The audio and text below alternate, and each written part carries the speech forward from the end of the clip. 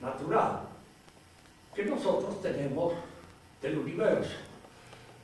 Y al decir experiencia normal o natural, quiere decir que esta experiencia no se funda en una observación especial hecha con aparatos especiales, sino que se funda simplemente en la empiria común, en la experiencia nuestra de todos los días. La primera prueba es aquella que surge del examen del movimiento, del cambio. La palabra movimiento, en términos de filosofía clásica, significa todo cambio, toda mutación, toda transformación. Y el movimiento supone siempre el paso de un estado virtual, potencial, puramente de una capacidad al acto, a la realización efectiva de una perfección. Por eso se dice que el movimiento es el acto de lo que está en potencia, y en tanto que está en potencia. Es decir, siempre es un acto o una perfección, o la realización de esta perfección como un paso de lo que es puramente potencial a lo actual. Santo Tomás parte acá de un razonamiento. Se funda en la inteligibilidad misma de las cosas. Es decir, es un razonamiento fundado en la inteligencia, no en la observación de los hechos, sino en la inteligencia. La observación de los hechos nos lleva a nosotros a la seguridad de que en este universo en el cual nosotros nos movemos, todo está en cambio, todo está en una sucesiva mutación, en un sucesivo movimiento. Tanto es así que podríamos decir, todo lo que sucede en el mundo ahora, ya, es nuevo. El ayer no existe, y el mañana tampoco existe. De manera que el universo mismo es una mutación. Es un paso de lo que está en potencia a lo que está en acto. Pero para que este paso de la potencia al acto suceda, tiene que haber algo en acto que lo sostenga. ¿Qué quiere decir esto? Nosotros sucesivamente cambiamos, pasamos de un estado de capacidad, de potencialidad, de virtualidad a la actualidad. Y esto sucede especialmente en el orden del conocimiento. Tenemos capacidad para conocer ciertas cosas y en contacto con esas cosas pasamos al acto del conocimiento. Pero este paso de la potencia al acto sería inexplicable si no existiéramos, si no viviéramos, si no se diera ese acto de existir, ese actus essendi que constituye el fundamento real de nuestra realidad. Si no existiéramos, no habría ninguna posibilidad de explicar este movimiento, este cambio. De manera que este movimiento y este cambio está sostenido siempre por el acto de existir, por el acto de existencia que nosotros realizamos. Si nosotros trasladamos esta manera de pensar del orden puramente personal al universo mundo, nos damos cuenta que sin un acto que sostenga el movimiento del universo, el movimiento del universo sería inexplicable. Santo Tomás dice aquí una cosa que es siempre conveniente tenerla en cuenta cuando uno trata de explicar esto. Él dice, no hay necesidad de retroceder en el orden cronológico hacia el principio. Es decir, de explicar el movimiento del mundo desde su iniciación por un acto que lo pone en movimiento. Él dice que ahora, ya, tiene que haber algo en acto que explique el movimiento entero de toda la realidad. Y ese acto es el acto del pensamiento y la voluntad divina que lo sostiene, que sostiene al universo. Porque de otra manera no se explicarían los cambios del universo, no se explicaría su movimiento, porque no tendría en qué sostenerse. Este movimiento está producido precisamente por un acto que lo sostiene en su realidad, ya mismo. Es decir, que nosotros ahora, analizando, conociendo, considerando, reflexionando sobre el movimiento, tenemos que llegar a la conclusión de que está sostenido todo ese movimiento del universo por algo que está en acto. Así, análogamente a cómo todos los actos y las mutaciones que en nosotros se producen están sostenidas por el acto de existir. De la misma manera hay un acto en el fundamento de toda la realidad que es la presencia de la inteligencia y la voluntad divina que sostiene al universo en su contexto. Ese es, diríamos, lo que constituye la primera prueba dialéctica, prueba que se funda en razonamiento. Es decir, aquí es donde nosotros tropezamos a veces con ciertos prejuicios nacidos de la ciencia moderna que quieren que las pruebas sean visibles, tangibles, tocables, y no se fundan en pruebas fundadas en la inteligencia y en la razón. Dios no es visible ni es tocable. No hay ninguna posibilidad de dar una prueba visible y tocable de la presencia de Dios porque no pertenece a un orden de realidades visibles y tocables. Dios solo es inteligible y alcanzable indirectamente por la inteligencia a partir de nuestra consideración de las cosas.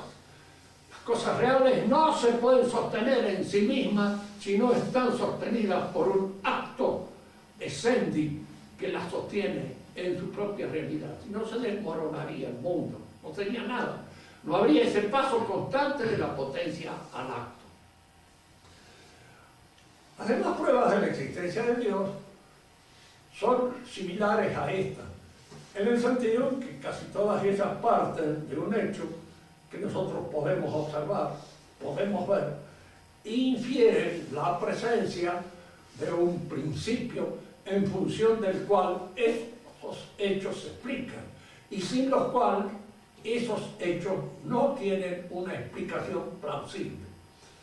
La segunda prueba es aquella que se funda en la contingencia de los hechos. Es decir, todos los hechos que nosotros observamos, toda la realidad que nosotros vemos, no es en sí mismo necesaria. Queremos decir esto, no es que nosotros no seamos necesarios para esto, para el otro, para el otro. Relativamente podemos ser necesarios. Relativamente es necesario que haya aire para que nosotros nos mantengamos, nos sostengamos. Pero en sí mismo ni el aire ni nosotros tenemos la necesidad de nuestro propio ser en nuestra misma naturaleza. No existimos por ti. No somos porque necesariamente tenemos que ser. Somos de una manera contingente. Y lo que es de una manera contingente exige como explicación fundamental la existencia de un principio necesario que lo sostenga.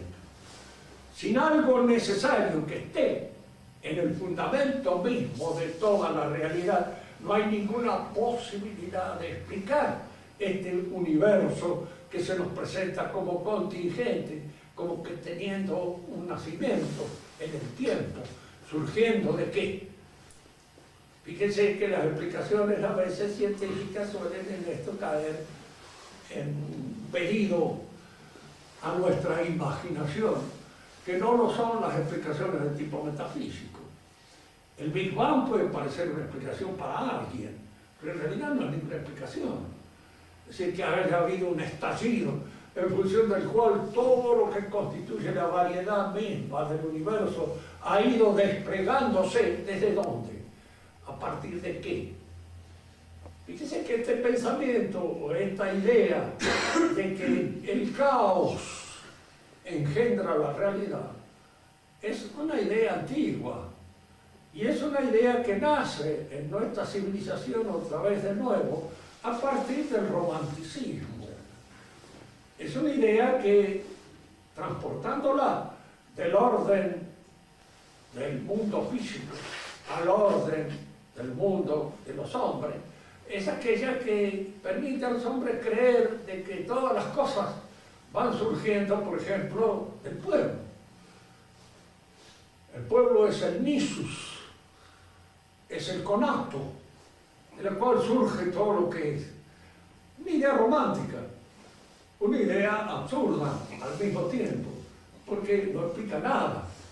Las cosas nacen de la inteligencia de ciertas personas, que son capaces de concebir esto o lo otro, y los otros pueden aprenderlo, pero no nacen así como por ensalmo de esa realidad un tanto caótica y limitada, que no sabemos nosotros qué presencia real oculta a la que llamamos pueblo.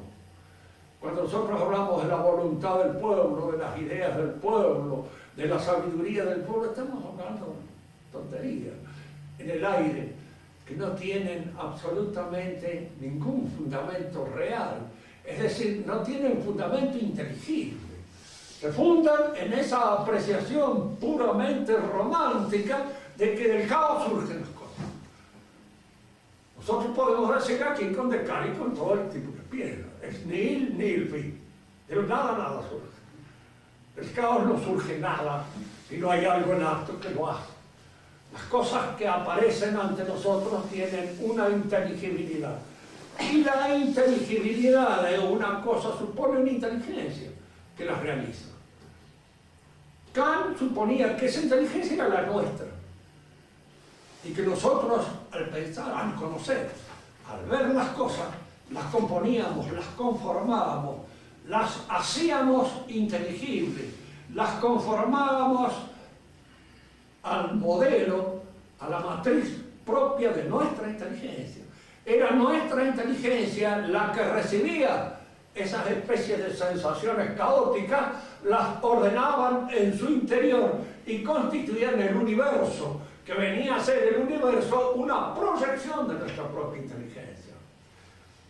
La explicación de Kant es una explicación que en alguna oportunidad hemos observado nosotros, hecha con mucha inteligencia, pero a veces se olvidan un pequeño detalle.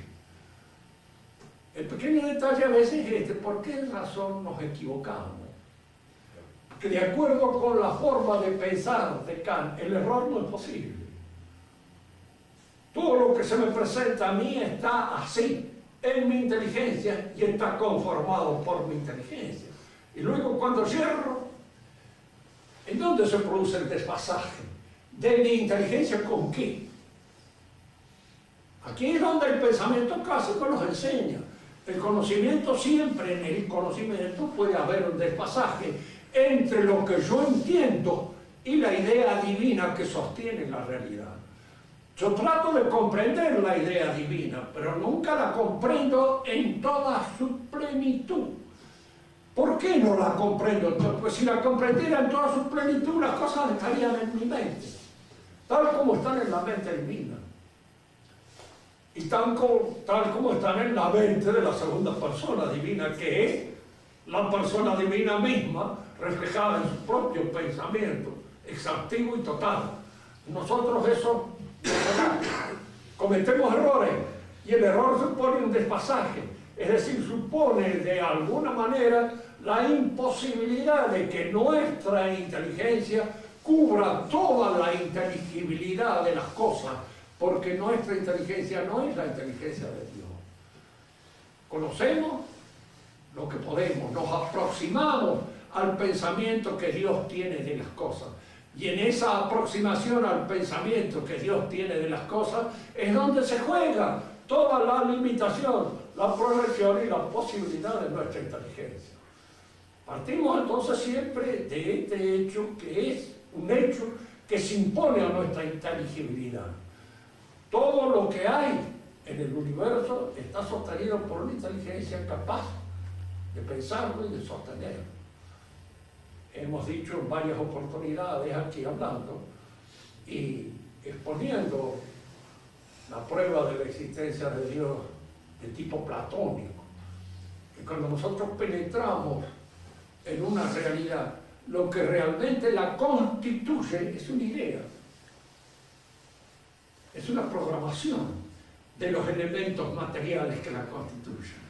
Y si es una programación de los elementos materiales que la constituyen, es una idea lo que le está sosteniendo. Pero es una idea efectiva, es una idea real, sostenida realmente en la mente de Dios, y a la que nosotros solo podemos llegar de una manera asintótica. Podemos llegar, diríamos así, extrayendo o dejando de lado todo aquello que nuestra inteligencia no puede crear, no puede penetrar. Toda su realidad individual y concreta escapa a nuestra inteligencia. Yo no puedo conocer a ustedes, pero mis conocimientos de ustedes no son ustedes. Y el conocimiento que Dios tiene de ustedes son ustedes. Lo que verdaderamente son ustedes es lo que Dios conoce de ustedes. Por eso, de alguna manera, aproximarse a sí mismo, entrar en su propia realidad, es, en alguna medida, entrar en el pensamiento que Dios tiene de nosotros mismos. La tercera prueba está fundada en la causa eficiente. Aquí conviene que digamos algo acerca de lo que son las causas en el pensamiento tradicional. El pensamiento moderno ha renunciado a la idea de causa. ¿Por qué? Porque la causa no es nada visible, no es constatable. Hay un fenómeno que se constata y otro que de alguna manera se proyecta a raíz de este. Por ejemplo, si mi mano hace un esfuerzo sobre este mueble, lo empuja, lo mueve. Yo lo que puedo observar es el fenómeno de las manos apoyados sobre el mueble y luego el movimiento del mueble, que es otro fenómeno que se produce. Pero que mis manos sean causa de ese movimiento, la palabra causa introduce aquí un elemento inteligible que no es de ninguna manera constatable, observable, medible, mensurable. Es algo inducible por la inteligencia, sí, efectivamente. Pero cuando yo quiero establecer como auténtica verdad científica solo aquello que es sensiblemente observable, la palabra causa queda excluida de esta posibilidad. Porque es un principio que no es observable, es un principio que la inteligencia infiere cuando ve dos fenómenos y observa que uno de ellos es provocado por el otro. Entonces que hay algo del ser del otro que se transmite a este como de la causa al efecto. Pero tanto la palabra causa como la palabra efecto, que es su sucedáneo o aquello que la sucede, son realidades que pertenecen al universo de la inteligencia. Son realidades que pertenecen a la inteligibilidad y no a aquello que puede observarse. Por eso el término causa ha sido eliminado muchas veces del pensamiento moderno. Y tanto que para el pensamiento moderno es una palabra que en alguna medida constituye eso que Marx decía, son ideas cristianas que aparecen de alguna manera en la realidad. No son cristianas por su nacimiento. Anterior al cristianismo está esta noción en el pensamiento griego, pero son ideas que nacen del logos divino, de la inteligibilidad que nosotros tenemos de las cosas. Las causas son en el pensamiento clásico 4. Causa eficiente, causa final, causa formal y causa material. Hay dos que son extrínsecas al efecto, la eficiente y la final. Y hay dos que son intrínsecas al efecto, la formal y la material. Supongamos, para ilustrar esto y darle un contenido más concreto, nosotros somos efectos.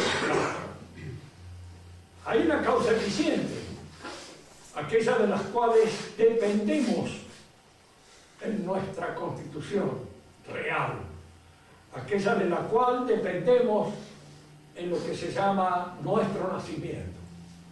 Esta causa eficiente, inmediata, constatable, son los padres que nos generan a nosotros y son exterior a nosotros.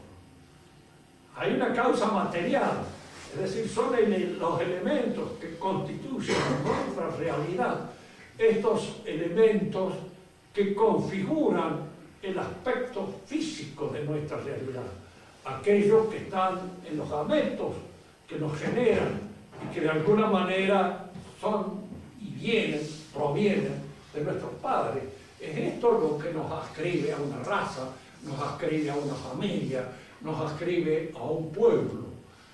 Somos los hijos de esta gente, somos los hijos de esta raza, somos los hijos de este pueblo. Estas son cosas que no las podemos absolutamente negar porque está inscrita en nuestra propia naturaleza.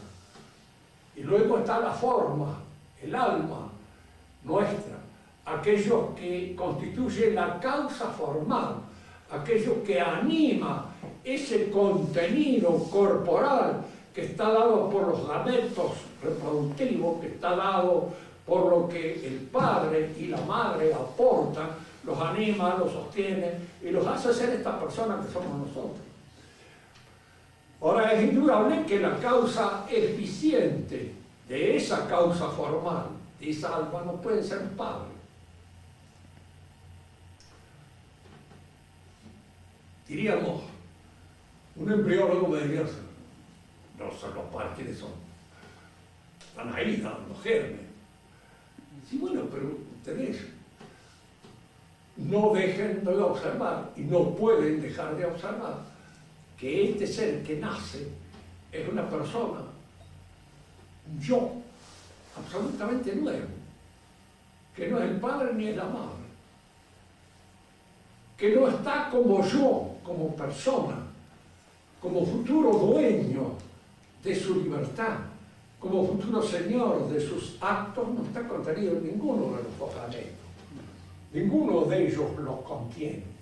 Porque si no, uno podría decir, ¿cuál de los dos está contenido? ¿En dónde está la personalidad? Es la personalidad humana el resultado de la unión pura y exclusiva de los elementos químicos, biológicos, que constituyen los gametos. Si esto fuera así, hay que reconocer entonces que un nivel de realidad, lo químico, biológico, da un salto cualitativo y nos da acá lo espiritual. Lo que nosotros somos dueños de nosotros mismos, señores. Es por esa razón, diríamos así, que el alma humana es en el pensamiento clásico atribuido a una actividad eficiente de Dios mismo. Es Dios el que la produce. Porque si no, habría que admitir de que de lo más, de lo menos, sale lo más. Y entonces hay un efecto que es superior a la causa que lo provoca. Nosotros podemos engendrar un hijo, somos conscientes de esa realidad, pero el hijo sale una persona distinta a nosotros y no está hecho por nosotros. No lo hemos hecho en su personalidad. Podemos nosotros actuar en su formación, podemos actuar en la constitución de su carácter, podemos actuar muchas veces en la modificación de su temperamento, pero aquella realidad espiritual que dice yo y que de algún modo se declara dueño de sus propios actos no es la mía. De manera que no soy yo el que intervengo como causa eficiente, porque eso que está allí, eso no es una proyección de mí mismo. Fíjese que el perro, el gato y los demás animales, sí, son proyecciones específicas del perro, del gato y de la gata que actuaron como padres. Son proyecciones específicas. No hay en ellos nada más que lo que está contenido en la especie. Y reproducen individualmente todas las características y la programación de la especie. Pero nosotros no estamos programados de esa manera.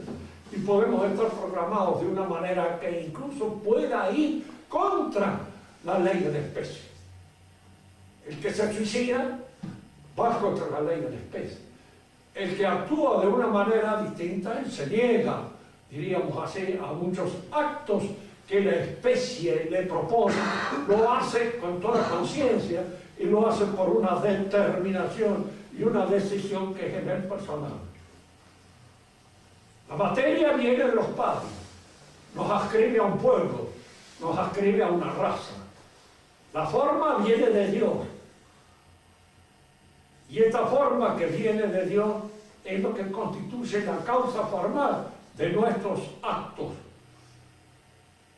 Diríamos que aquí hay que tener en cuenta siempre una cosa escolástica que se da siempre en todos los lugares donde nosotros podemos apreciar las causas. Causae sunt invicem causam. Las causas se causan recíprocamente.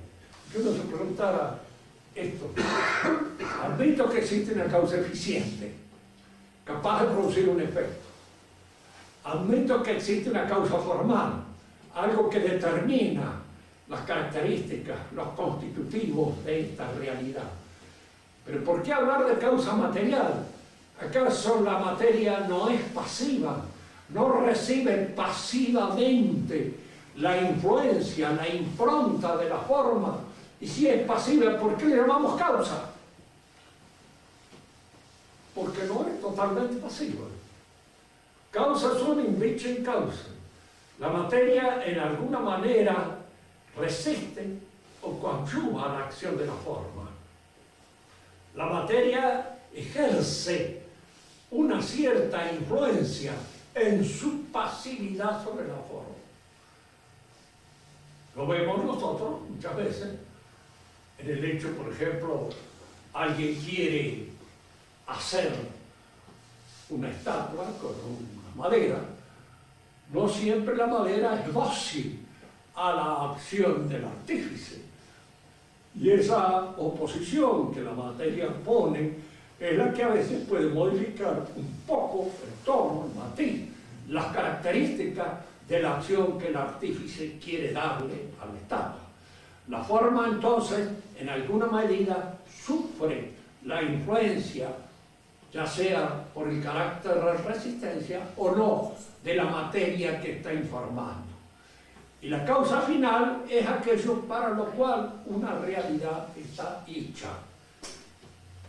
Cuando nosotros hablamos del hombre, que lo hemos tomado acá como ejemplo, porque mira, y nos preguntamos cuántas veces para qué estamos hechos. Suponemos, a partir de todas estas cosas que hemos venido hablando, que Dios nos ha hecho para algo. Y ha querido decir algo con cada uno de nosotros. Porque nosotros somos palabras en el gran poema de la creación, que es divina. Y este gran poeta de la creación divina no dice palabras de gusto, no dice palabras inútiles. Todo tiene su sentido. De alguna manera algo ha querido decir conmigo. Personalmente no lo sé. Y la mayor parte de ustedes tampoco lo saben. No sabemos qué es lo que ha querido decir conmigo. Pero de alguna manera me doy cuenta de que a través de toda mi existencia me ha ido llevando por cosas, por caminos, a hacer cosas que yo tal vez no estaba así dispuestas en mi voluntad, en mis deseos, en mi, digamos, en lo que yo podía creer en un momento determinado que fuera mi vocación.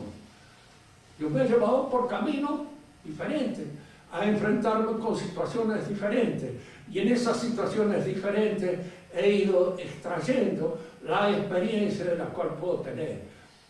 Que estoy hecho para Dios, pues indudablemente es una cosa que surge de este pensamiento teológico que estamos llevando nosotros con nuestras dificultades inherentes. ¿Por qué estoy hecho para Dios? Porque si no estoy hecho para Dios, ¿por qué estoy hecho? Para pagar impuestos, para, diríamos, mantener de alguna manera el aparato del régimen gubernamental dentro del cual vivo, para colaborar en la tarea de limpiar la ciudad. ¿Para qué quiero limpiar la ciudad? Y en la medida en que voy proponiéndome todas estas cosas, me doy cuenta que si no estoy hecho para conocer a Dios, para servirlo y para de esta manera conquistar la salvación de mi alma, no tiene sentido mi existencia. Es un absurdo. Y les he dicho muchas veces, y lo repito, entre el absurdo y el misterio hay que elegir el misterio, porque lo otro es absurdo, no tiene pie ni cabeza. Y todo lo que yo pueda decir, lo digo de gusto, porque la muerte es el fin que pega un manotazo y se acaba todo. Y este fin es siempre trágico en nuestra existencia. Alguien me dirá, pero usted tiene una visión muy pesimista del universo. Si usted la tiene muy optimista, lo felicito de todo corazón. En realidad, tiene una visión bastante deformada de lo que es la realidad y no la ve, diríamos, en toda su plenitud. O esto tiene salida para arriba o no tiene salida. Esta es una cosa que inevitablemente se impone a nuestra consideración. Dios obra sobre el universo como causa eficiente, lo sostiene en su realidad y como causa final. ¿Por qué? Porque no puede ser de otra manera. Si lo ha hecho con un propósito. Y ese propósito no puede ser otra que la gloria misma de su propia realidad. Para eso lo ha hecho. Que nosotros no nos damos cuenta, bueno. Somos libres. Y al decir que somos libres quiere decir que no estamos determinados por una visión clara y precisa de cuál es nuestro fin. Que si tuviéramos esa visión clara y precisa del bien que constituye el fin propio de nuestra realidad, no tendríamos problemas. Iríamos directamente a ese fin, porque lo veríamos como el objetivo pleno. Pero no lo vemos como el objetivo pleno. Lo vemos en el claro oscuro que imponen nuestras confusiones, nuestros deseos, la oscuridad de nuestro entendimiento, que se ve muchas veces oscurecida por elementos de tipo pasional. No olvidemos nunca que las pasiones no son solamente las grandes pasiones fojosas de los amores a los Juan Tenorio, a los Romeo, a los Julieta. Las pasiones a veces es la melancolía, la tristeza, la decepción, el escepticismo, el decaimiento, el estrés que se usa ahora. Es decir, todo eso son elementos pasionales. Y son elementos pasionales que obran sobre la inteligencia e impiden en un momento determinado que uno vea con claridad el fin, aquel para el cual está asignado. Cada edad tiene sus pasiones. Le he dicho muchas veces en esto. En los viejos también entran los elementos pasionales y son mucho más graves porque son más tristes y son de alguna manera, diríamos así, más decadentes, más de aflojamiento, más de abandono, más de melancolía que en los jóvenes. Cuando uno es joven le sobra la vida y puede creer con toda tranquilidad en la inmortalidad del alma. Cuando uno es viejo, que le sobra poco y tiene pocas ganas de seguir viviendo, no se vayan a creer que la inmortalidad lo entusiasma demasiado. Es una cosa que no la ve con la claridad con que a veces se ve cuando uno es joven. No se ve con la misma claridad. En fin, debe ser, pero tiene que ser algo muy distinto a lo que hemos visto y a lo que hemos pasado. El cuarto prueba de la existencia de Dios está dada por los grados del ser. Es probablemente la más difícil de todas, pero todas se conjugan unas con otras. Tan es así que muchas veces casi es una sola prueba la que Dios da de la existencia divina. Esta prueba se funda en el hecho de que hay más y menos en la realidad. Hay realidades que son menos reales que otras, tienen menos constitutivo de ser. Tomemos un ejemplo. Hay realidades que apenas son inteligibles por la composición excesivamente material que la constituye. Hay hombres que lo traducen a través del espesor de su mente y del espesor de su cara, que puedan tener un alma inteligente. Resulta difícil entenderlo. De tal modo, diríamos, esa alma está acaparada por sus apetitos que surgen y se manifiestan a través del rostro. Es de tal modo el espesor de la imbecilidad que uno descubre muy difícilmente el constitutivo inteligente que lo hace ser hombre. Y hay hombres que parecen la jaula de una idea, porque la manifiestan con solo verles a veces el rostro, el resplandor mismo del espíritu a través del rostro, que hay en ellos una espiritualidad viviente que se manifiesta con toda claridad. No olvidemos nunca que la ininteligibilidad de una cosa es o bien por el espesor de la materia o bien por el esplendor de la inteligencia. Son dos longitudes de onda que nosotros no alcanzamos a veces a discernir. Una por opacidad y la otra por excesiva diafanidad. No podemos conocer lo espiritual, no podemos penetrar ni en la inteligencia bien clara de otro hombre si no es a través de los signos sensibles, el habla, la conversación, con que esa inteligencia se manifiesta.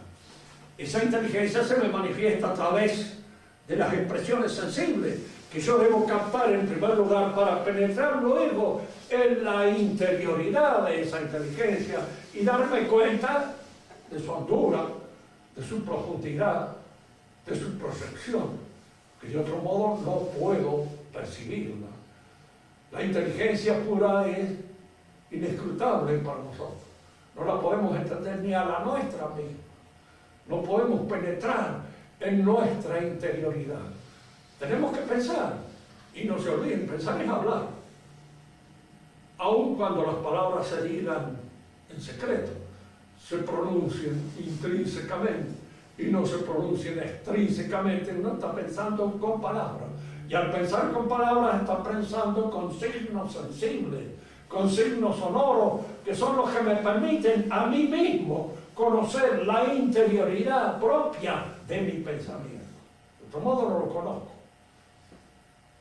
Me siento entonces frente a la realidad así.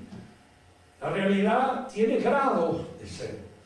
Los grados más altos del ser es aquellos en los cuales no solamente hay inteligibilidad, sino también inteligencia, que es el caso nuestro.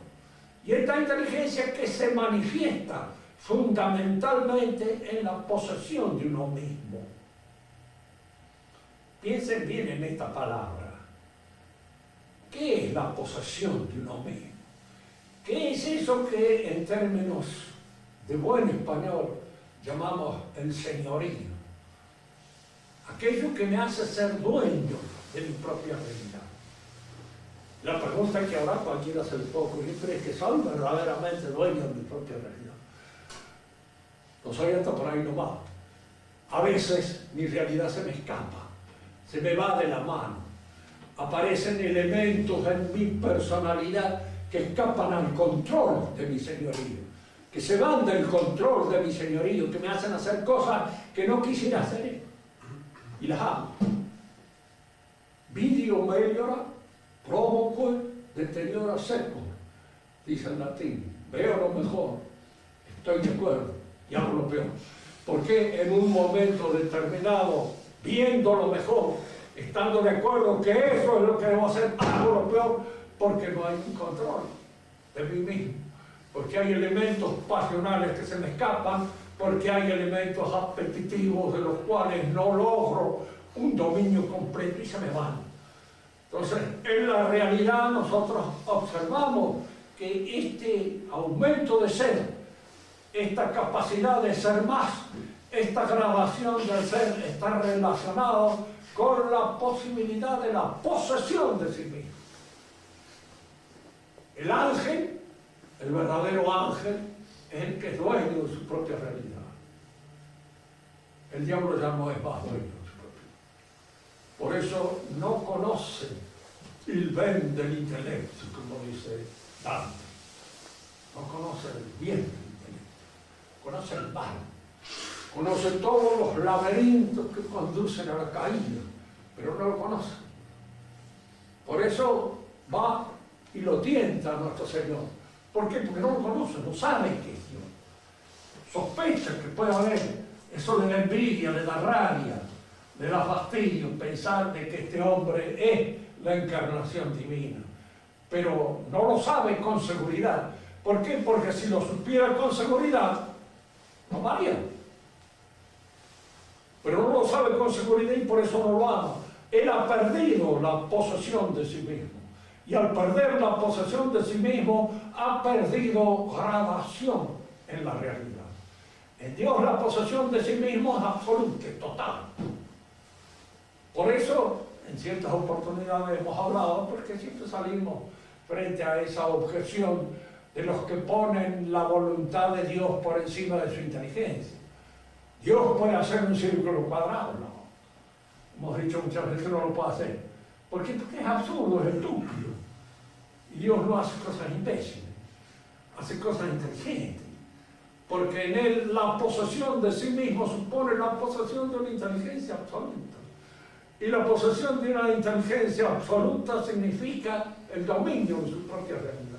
Y el dominio de su propia realidad, que es una realidad inteligente, supone que de ahí no surgen nada más que cosas inteligentemente hechas. En los demás seres, la gradación se da precisamente por esta posesión. Cuando se pasa de lo puramente inteligible. Un caballo es algo inteligible, lo podemos estudiar, lo podemos ver, podemos usarlo, podemos considerarlo, podemos observar sus costumbres, etcétera, etcétera. Todo eso se nos hace nuestro, pero no es inteligente. Y al no ser inteligente, su ser es un ser más limitado que el nuestro. El nuestro es inteligente. Y aquí es donde nosotros pensamos, ¿por qué si somos inteligentes estamos tan expuestos como estamos a tantas cosas que los caballos no sufren, que los monos tampoco sufren, que ninguna bestia zoológica sufre? Pues nosotros podemos decirlo precisamente por eso. Hay que pagar el derecho al piso. Y al decir que hay que pagar el derecho al piso, queremos decir toda prioridad que se nos concede trae un peligro. Y todo peligro trae indudablemente una exposición, un pecado propio de ese peligro, en el que se cae. Pecados de inteligencia cometerá el inteligente, nunca el imbécil. El imbécil comete pecados de imbecilidad, pero no pecados de inteligencia. Comete pecados de torpeza, pero no de inteligencia. El hombre fuerte puede cometer errores que nacen precisamente de su fortaleza, que nacen de su vigor, y no los puede cometer el que es débil. ¿Por qué? Porque aunque tenga ganas no puede hacerlo, porque le falta precisamente, diríamos, la fuerza para poder hacerlo, para poder realizarlo. Por eso también, en los grandes pueblos, como en los grandes hombres, los defectos, los elementos pasionales, nacen a la altura de sus capacidades. Yo muchas veces he visto esto. Los judíos fueron elegidos como pueblo. Cuando Cristo vino y fundó la iglesia, no tuvo en cuenta al pueblo judío. No la fundó como una sucesión del pueblo judío que fuera el mismo pueblo judío, no lo hizo. Eligió a este, a aquel, al demás. Eran indudablemente súbditos del pueblo de Israel, pero eran personas elegidas por él. Y la sociedad católica se funda como una sociedad de personas, no como un pueblo. El pueblo judío se resiente con Cristo, no lo reconoce porque Cristo no lo reconoce como pueblo. Reconoce a las personas y funda con las personas la iglesia, pero no el pueblo. ¿Cuál era, diríamos así, la prioridad del pueblo judío? Haber sido elegido como pueblo por Dios para que naciera de él el Mesías. ¿Cuál es el pecado propio del pueblo judío? Ese, el pecado nacional, que no pudo concebirse sino como pueblo. Y al no ser elegido como pueblo, para ser cabeza sacerdotal de todos los demás pueblos, se recién no reconoce al Mesías. El Mesías no es ese que él esperaba, porque ese que él esperaba tenía que reconocerlo a él como pueblo, en primer lugar, porque él había sido elegido como pueblo. El cristianismo, fíjese, nace de la elección de las personas y se funda precisamente en el desarrollo, en el perfeccionamiento de la persona.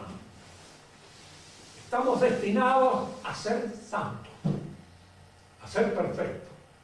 Si no lo somos en este mundo, lo seremos en el otro, a través de una purgación necesaria que sufriremos para precisamente, diríamos, purificar todos aquellos defectos que quedan como reato de nuestro tránsito por la tierra.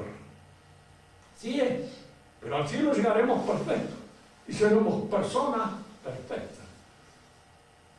¿Cuál es el pecado propio del cristiano? El personalismo. ¿Qué quiere decir eso? Que ponga como centro de toda la realidad a la persona. Fíjense, el protestantismo es eso. El protestantismo es el que niega a la iglesia su magisterio. Y el magisterio ahora lo tiene cada una de las personas. Más, esas personas pueden reunirse, sí, efectivamente, y constituir una pequeña capilla. Y esa pequeña capilla es lo que llamamos nosotros una capilla pastoral, para predicar. Por eso cuando la iglesia nuestra habla tanto de una reunión pastoral hay que desconfiar. ¿Por qué? Porque se está cayendo en el protestantismo.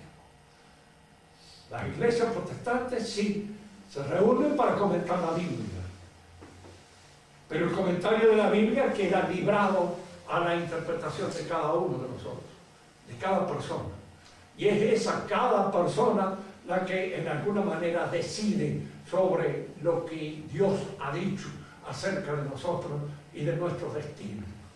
Fíjense que aquí el personalismo que la iglesia alienta toma una faz corrompida, se hipertrofia, se exacerba y se convierte de alguna manera en centro ahora interpretativo de toda la realidad religiosa. En la actualidad, ¿cuál es el pecado actual? El liberalismo que está haciendo. ¿Y el liberalismo qué? El liberalismo es el personalismo, o la exacerbación de los personajes. Si ustedes leen el Nuevo Catecismo, van a verlo así, en varias partes acusado de una manera clara y terminante. Es decir, hay un personalismo que constituye típicamente la herejía de nuestro tiempo. La persona, como decía Maritain, está por encima absolutamente de todas las otras obligaciones que tiene el hombre. Es como si fuera un ser absoluto, aparte. En realidad la persona se hace y se realiza de mancomun con los otros. No solamente en el orden civil, sino también en el orden religioso. No podemos alcanzar nuestra salvación de espaldas a nuestros hermanos, de espaldas a todos los demás, porque allí estamos faltando al fundamento principal de todas las virtudes, la caridad. La caridad supone precisamente el amor a los demás por el amor de Dios. Es decir, es la virtud propia del apóstol, es la virtud propia de aquel que en alguna medida está tratando no solo de salvar a su alma, sino de salvarse con los otros, en conjunto con los otros, porque el amor hacia los otros es el que me permite pensar en la salvación de todos los otros. La última prueba de la existencia de Dios está dada precisamente por la inteligibilidad del universo. Si el universo es inteligible, es porque está sostenido por una inteligencia. Si hay un orden teórico, fíjense que acá conviene que señalemos otra vez esto, que vivimos en una época en que lo teórico prácticamente ha desaparecido, confunde. Hay una confusión enorme. ¿El orden teórico qué es? Lo hemos dicho varias veces. Teoría tiene en su raíz teo, Dios. El orden teórico es el orden establecido por Dios en la naturaleza de las cosas. El orden que se ofrece a nuestra consideración desde la inteligencia divina. Por eso los griegos lo llamaban teórico. Y esta palabra fue tomada por los cristianos. En la época escolástica se le llamó también especulativo para indicar de que nosotros éramos un reflejo simplemente de ese orden. Todo ordenamiento que en su constitución estructural no depende de nuestra inteligencia es teórico. El ordenamiento de nuestra corporalidad, la forma en cómo nuestra sangre fluye, la manera en cómo se dispone el dinamismo de nuestro cuerpo, todo eso es teórico. Todas las ciencias que estudian esas son ciencias teóricas. Hay otro orden que es el que nosotros realizamos en las cosas, el que ordena esta aula, el que ordena esta casa, el que ordena una realidad que está realizando, una chacra, una farmacia, un negocio. Todos esos se llaman orden poieticos. La palabra griega poiesis es la que mejor traduce toda esta íntima realidad, porque los sucedáneos en español no dan la plenitud de toda esta terminología, de toda esta latitud que abarca el término poiesis. Todo esto pertenece al orden poético. El orden práctico es el orden que yo realizo en mis actos libres para adquirir la posesión de mí mismo y lograr mi perfeccionamiento. Por eso el orden práctico está dividido en monástico, personal, familiar, político. Abarca estas tres dimensiones, porque todas estas dimensiones constituyen una praxis, constituyen el orden práctico, eso que los comunistas llaman praxis, pero los comunistas llaman praxis a la poiesis, no le llaman praxis a la praxis. Si alguien me pregunta por qué Marx no entendía el griego, no, lo sabía mucho mejor que yo, porque había estudiado mucho mejor que yo, había estudiado en muy buenos colegios, bien pagos, a los cuales estaba acostumbrado ahí, sabía mejor griego que yo, porque leía el griego bien. Sí. Pero es que en el término griego a veces estas palabras pueden ser confundidas. Dentro de la escuela de Aristóteles fueron distinguidas y destacadas claramente la poiesis de la praxis. Y está la lógica, que es el orden que establecemos en nuestros razonamientos para constituir nuestras argumentaciones, y las argumentaciones para constituir nuestros discursos. Una clase es un orden lógico que uno le da a una exposición determinada para poder producir un efecto de conocimiento. Estos son los cuatro órdenes. Ahora, en el pensamiento moderno, el orden teórico desaparece. ¿Por qué? Porque ya no hay más Dios que configure el orden del universo. Kant, por ejemplo, si uno lo va a seguir a él, al pie de la letra, prueba que Dios no es conocible por nosotros. No lo podemos conocer. Y si no lo podemos conocer, el orden del universo es algo que depende de nuestra construcción poética. Es un orden poético, no un orden teórico.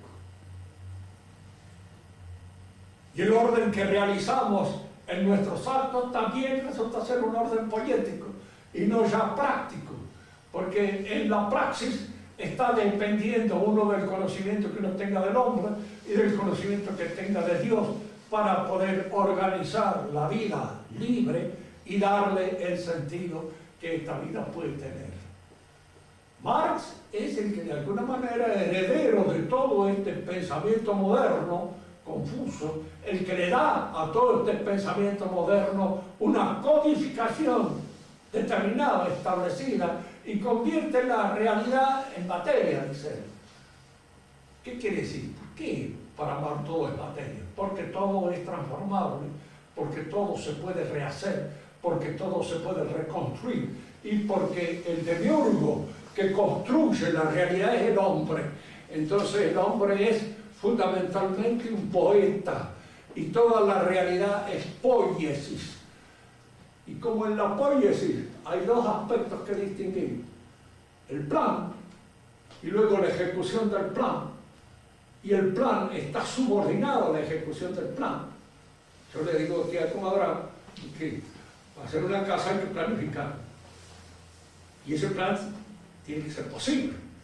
Es decir, los elementos que constituyen la materia, etcétera, etcétera, tienen que existir.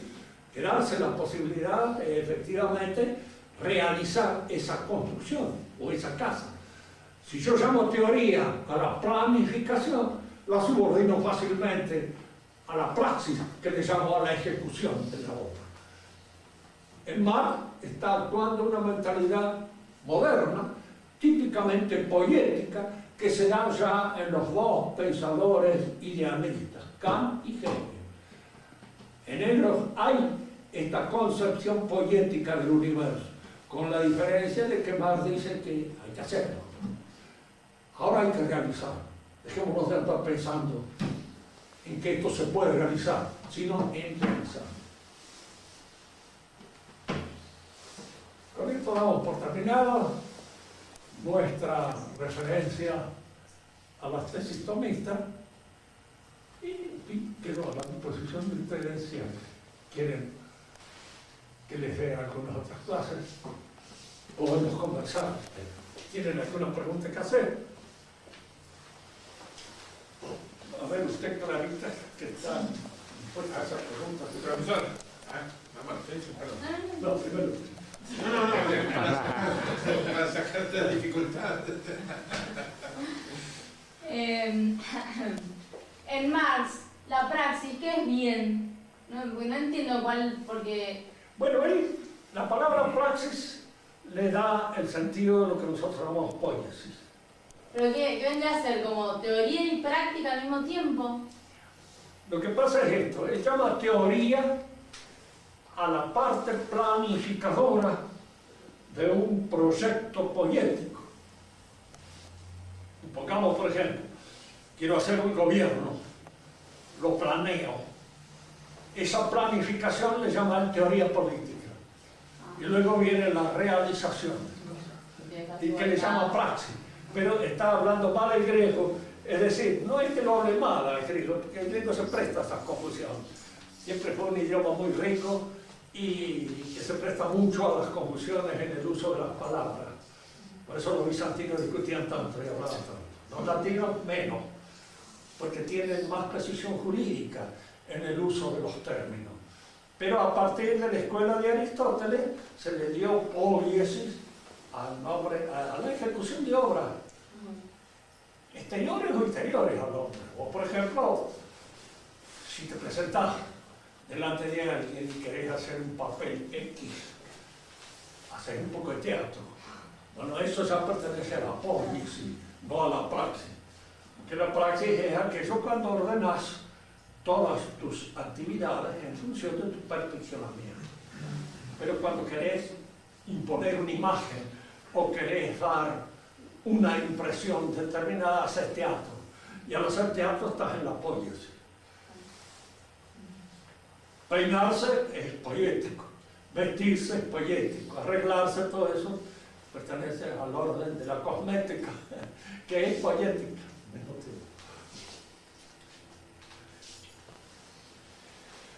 Había hace un momento mencionado a Maritain. Yo quería preguntarle en qué orden, en qué parte de la metafísica empieza a patinar, porque es el padre de los Maritain, es el padre de los modernistas, desde el punto de vista filosófico. Mire, él es en el orden práctico cuando él comienza, diríamos, a separarse de la tradición auténticamente tomista. Y cuando él establece en el hombre una división entre individuo y persona, y hace que el individuo esté realizado, proyectado hacia la realización del orden político, y y la persona hacia la salvación del alma.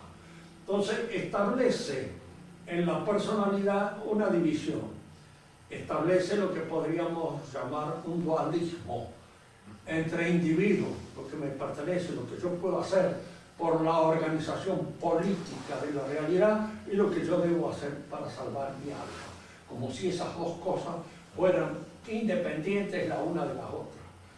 Se distinguen, pero no son independientes. Hay una estrecha dependencia entre una y otra que hace que el orden político no pueda ser de ninguna manera indiferente al ordenamiento sobrenatural de la persona para alcanzar su salvación. Entonces él establece eso. Por ejemplo, él dice que el comunismo es en alguna medida, lo dice a veces de una manera que uno no sabe si los toma por sonso o es sonso él, o uno no puede creer que un hombre con esa experiencia del mundo, que indudablemente la tuvo, va a ser tan imbécil. Porque es claro, yo parto de este supuesto, que son los comunistas. Individuos que tratan de organizar la sociedad para mandarla y hacer lo que se le da la real gana, gracias a ese, diríamos, acumulación de resentimientos, de odios, de envidia, de frustraciones, que significan la mayor parte de la gente que la sociedad de consumo no alcanza, supongo. Hay muchísimo. Yo lo exploto, lo organizo y lo lanzo contra la sociedad. Ahora, que yo crea que esos individuos están persiguiendo pura y exclusivamente la ayuda del huérfano y de la viuda es una imbecilidad. No se caigan por uno. Esa gente lo que quiere es poder. ¿Y para qué quiere poder? Para gozar del poder. Simplemente. Y cuanto más absoluto sea, mejor. Eso es lo que quiere. Entonces, Maritain habla como si el mundo soviético hubiera sido organizado simplemente para solucionar los problemas de los pobrecitos. Hay una cosa que efectivamente a los pobres no los quiere nadie, los santos solamente, y nuestro Señor Jesucristo, podían creerlo. Los demás lo quieren para sacarle votos, para sacarle esto, sacarle el otro, buscar de alguna manera apoyarse en el lomo de ellos con el objeto de alcanzar un propósito determinado. Esa es la realidad. Por ahí le viene un cura trasnochado, de los que hay ahora muchísimos, y le dice: no podemos nosotros hablar del Evangelio si antes no solucionamos el problema del hambre. Y el problema... Bueno, muy bien, pero para solucionar el problema del hambre, ¿con qué gente contamos? O tenemos que empezar por la transformación de la gente para que efectivamente luego se conviertan en repartidores de lentejas, que no se roben la mayor parte de las lentejas ni se queden con ellas. Siempre el problema planteado por nuestros señores es que hay que convertirse uno primero. Buscar el reino de los cielos, lo demás se dará por añadidura. Pero nosotros buscamos primero las añadiduras para luego alcanzar el reino de los cielos. Nos hace pensar en aquel judío que había interpretado amar a Dios por sobre todas las cosas, es decir, por eso son tanto de tener todas las cosas, subirme arriba de ella y de amar a Dios.